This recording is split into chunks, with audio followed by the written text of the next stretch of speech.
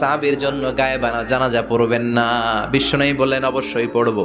সাহাবীদের মধ্যে ঘোষণা দিলেন, ও সাহাবারা, তোমাদের ভাই মুআবিয়া ইবনে মুআবিয়া আল মুজানি কিছুক্ষণ আগে মদিনাতে ইন্তেকাল করেছে।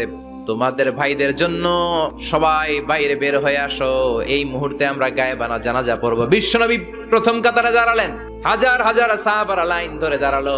সাইয়েদনা জিব্রাইল 1,40,000 ফেরেশতা নিয়ে সাহাবাদের পেছনে দুইটা লাইনে দাঁড়িয়ে গেলেন। নামাজ শেষ, বিশ্বনবী তো অবাক, ঘটনা কি? বিশ্বনবী জিজ্ঞেস করলেন, জিব্রাইল, কোন সাহাবীর গায়েবানা জানা যায়? তোমরা আকাশ থেকে এত ফেরেশতার বহর নিয়ে নামো নাই? কি এমন আমল করেছে আমার মুআবিয়া যার কারণে 1,40,000 ফেরেশতার বহর নিয়ে তোমরা দুনিয়াতে নেমে এসেছো?